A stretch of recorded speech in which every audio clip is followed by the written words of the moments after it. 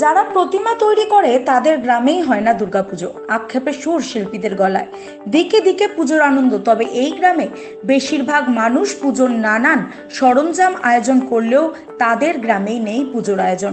স্বাভাবিকভাবেই পুজো শুরু হলেই মন খারাপ হয়ে যায় গ্রামবাসীদের।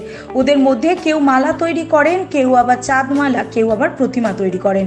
কুমোর, প্রতিমা শিল্পী, মালি সম্প্রদায় মিলিয়ে এই গ্রামের বিভিন্ন জাতির মানুষদের বসবাস। কিন্তু গ্রামে নেই কোনো পুজোর আয়োজন। দুর্গাপুজোর রেশ কয়েক মাস আগে থেকেই শুরু হয়ে যায় পুজোর আয়োজন। তবে পুজো এলেই মন খারাপ শিল্পীদের। অন্ধকারে নিমজ্জিত হয় পশ্চিম মেদিনীপুর জেলার কেশপুরের আকুলসারা গ্রাম। গ্রামের শিল্পীরা দিন রাত পরিশ্রম করে কাজ করলেও হয়তো টাকা রোজগার হয় ঠিকই, কিন্তু মানসিকভাবে কোথাও একটা তাদের কাছে বিষাদের সুর রয়ে গেছে। গ্রামের মৃৎশিল্পীরা চায় অন্যান্য গ্রামের মতো তাদের গ্রামেও হোক দুর্গাপুজোর আনন্দ উৎসবে মেতে উঠুক গ্রামের সব মানুষজন।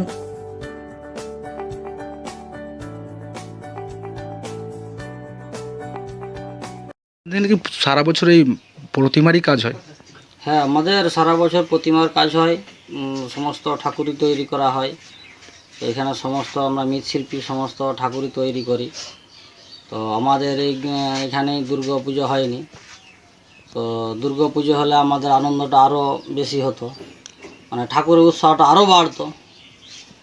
তো মানে আপনাদের গ্রামে দুর্গাপুজো হয় না, অথচ আপনারা দুর্গা বানাচ্ছেন, অন্য জায়গায় পাড়ি দিচ্ছে। অন্য জায়গায় পাঠানো হচ্ছে। কোথায় কোথায় যায় আপনাদের এই প্রতিমা? আমাদের এটা কেশপুর একটা যাবে, একটা শালবনি যাবে, খেতুয়াতে একটা আছে। কত দূর দূরান্তে যায় এখান থেকে ঠাকুর? 20 কিলোমিটার 25 কিলোমিটার, যে যেখানে অর্ডার দেয় সেখান থেকে যায় আর কি। এই বছর কতগুলো অর্ডার পেয়েছেন? অর্ডার আমাদের 6টা আছে। সব কি তৈরি? হ্যাঁ, সবই তৈরি। তো পুজো এবছর ঠিকঠাক আপনাদের যে রোজগার শিল্পীদের সেটা হচ্ছে এবার?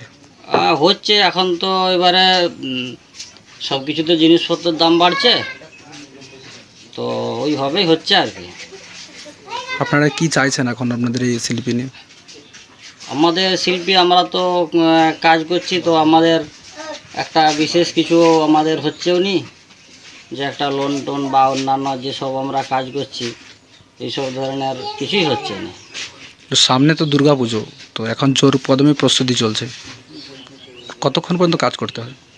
এখন দুর্গা পুজো আর কদিন পরে ডেলিভারি দিতে হবে, মানে রাত 1:30, 2টো, 2:30, 3টা ওইভাবে কাজ করতে হচ্ছে। আপনার নাম? আমার নাম অরূপ কর।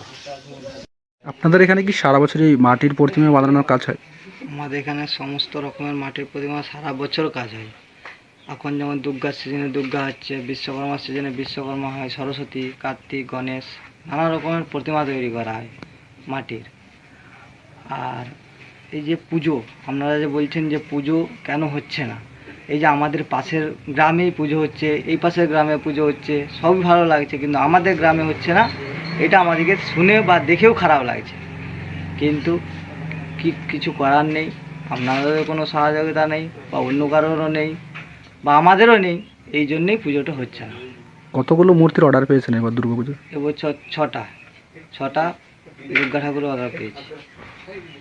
তো পুজোর আগে কি কাজকর্ম কতটা ব্যস্ততা রয়েছে? পুজোর আগে প্রচুরই চাপ রয়েছে।